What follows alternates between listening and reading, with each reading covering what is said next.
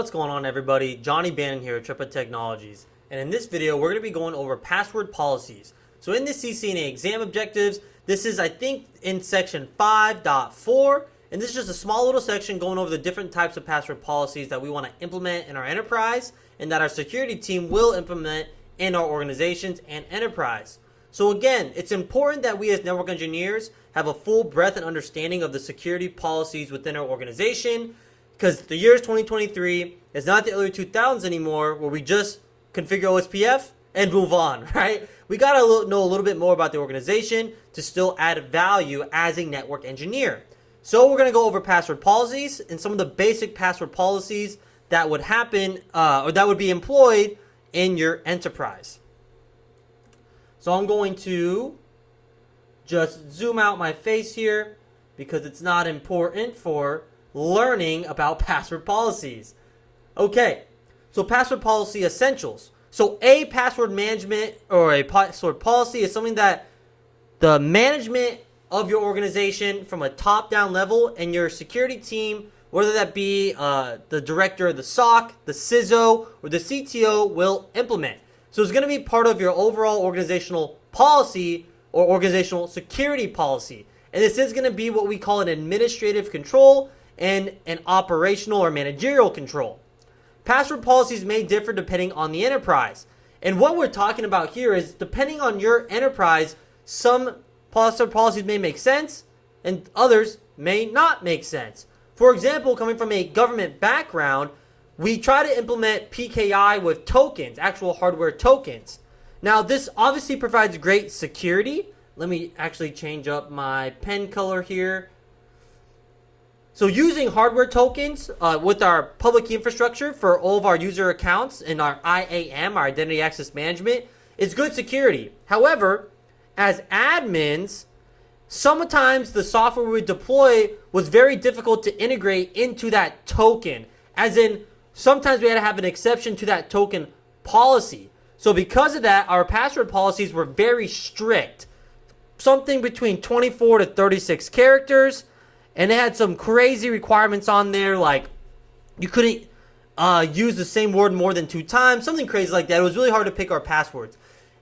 That affected the A in our CIA triad, the availability. And what we mean by that, it wasn't a big deal, but they were so restrictive that like every 14 days we'd have to change it. And we'd have to pick a crazy password policy or password for our accounts. And then we had offline password manager software like KeePass that we would use. And in other environments, you may not need to be that strict. Maybe a simple 8 to 16 character password is good. And as long as you always implement 2-factor, even better. Now, in our organization, we couldn't always have 2-factor authentication because we worked in the government in cleared spaces. So it just wasn't always feasible. So it always depends on your environment, the restrictiveness or the strictness of your password policy. And again, this is going to come from the top level down. And as network engineers, we just have to be understanding of that. Okay, some password policy essentials. So length requirements. We can set a length requirement, and this is going to protect us from brute force attacks, or at least be more resistant to brute force attacks. So again, this is that 8 character, 12 character, 16 character minimum. And sometimes there can also be a maximum for that password length that can be set. And then we want complexity rules. So maybe we'll have a password policy that says, hey, you must have 1 lowercase, 1 uppercase, 1 number, and 1 symbol.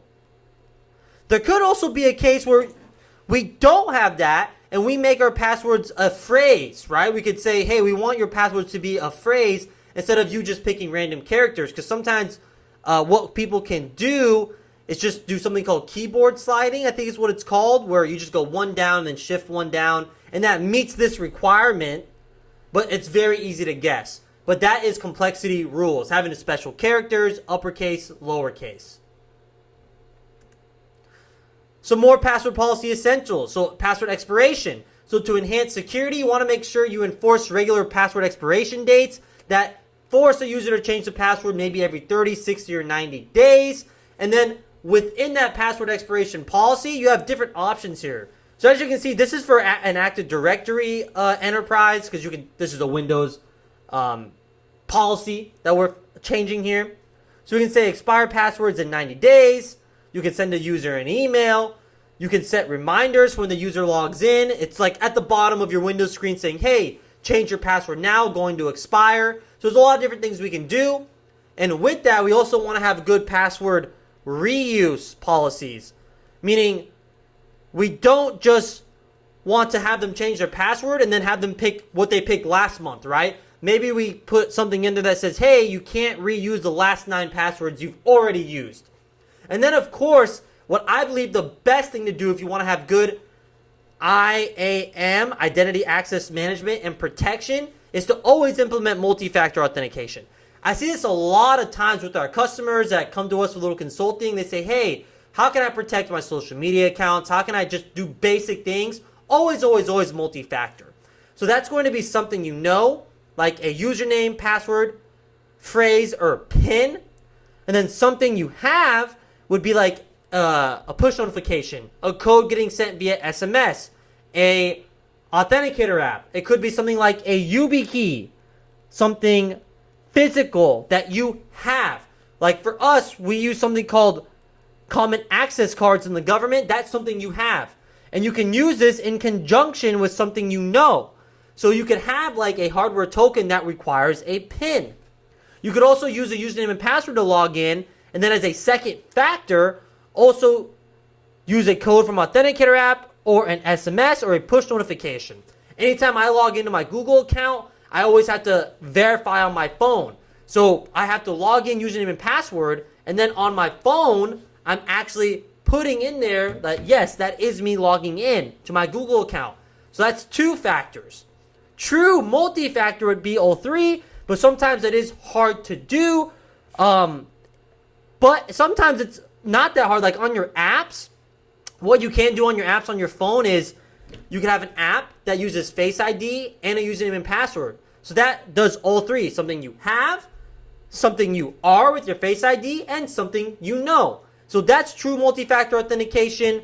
But just having 2, that could be 2-factor and also can be considered multi-factor. Just depends who you're talking to and really what test you're taking. On the CCNA exam, on the exam objectives, it says just to go over multi-factor. So that is just a combination of 2 or more, okay?